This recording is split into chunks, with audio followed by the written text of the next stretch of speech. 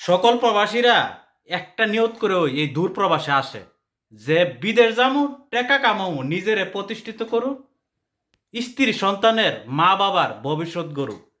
ভাই আপনারই দেখলাম ব্যতিক্রম। সৌদি আরব গেছেন 4 মাস হয়েছে, যাই এই নিয়ত করছেন যে আমি বিদেশ আসি টাকা কামাইয়া তোরে তালাক দিবার লেগা। ভাই আপনি কেমন পুরুষ রে ভাই? আপনি তো পুরুষ নামে কলঙ্ক, কলঙ্ক।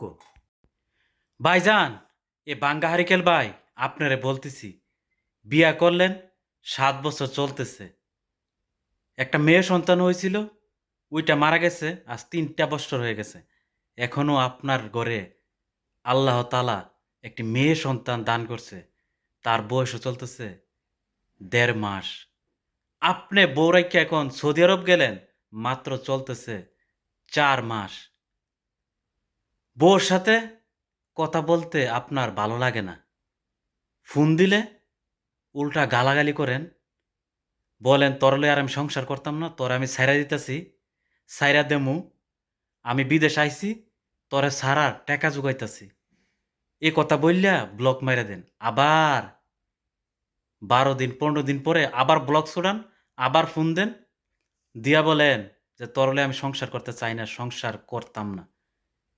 কি রে ভাই, সংসার যদি না করবেন তাহলে সন্তান নিলেন কি লিগা? তাহলে বিয়া শাদী করলেন কি লিগা?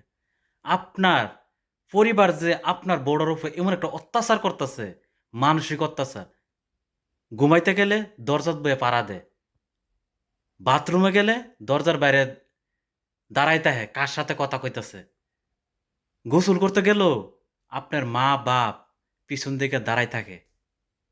এটা তো একটা ভাই মানসিক অত্যাচার। এটা কি মানুষের কাজ?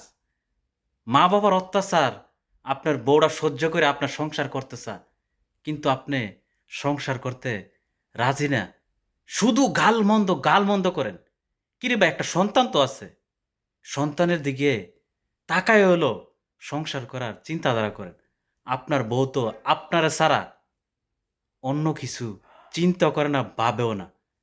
আপনারা যে তার উপরে শুধু শুধু অপবাদ দেন, সে অন্যর সাথে কথা বলে, প্রক্রিয়া করে, এটা করে সেটা করে, আজ পর্যন্ত কোনোদিন ধরতে পারছেন হাতে নাতে? ধরতেন তো পারেন নাই। একটা বাড়ির বউরে যদি শ্বশুর শাশুড়ি সবাই মিল্লা সন্দেহ করে, সে ঘুমাইতে গেল দরজার দাঁড়ায় থাকে, বাথরুমে গেল দাঁড়ায় থাকে, তাহলে তার ভিতরে কি শান্তি বিরাজ করবো অশান্তি ছাড়া? আপনার বউ তো বলতেছে যে আমারে তোমরা কি আজ পর্যন্ত কোনো পুরুষ সাথে কথা বলতে দেখছো?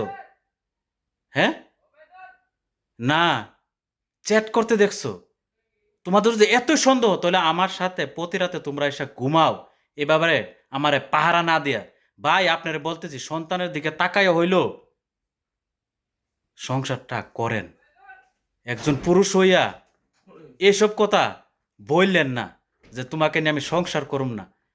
আল্লাহ তাআলা আপনার একটা মেয়ে সন্তান দিছে, যদি সংসারে নষ্ট করে ফেলান, তাহলে আপনার জন্য অচিরেই অপেক্ষা করতেছে এরকম একটা ভাঙ্গা হারিকেন আর একটা অন্ধকার ভবিষ্যৎ।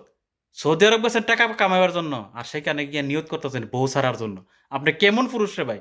পুরুষ নামে কলঙ্ক, কলঙ্ক।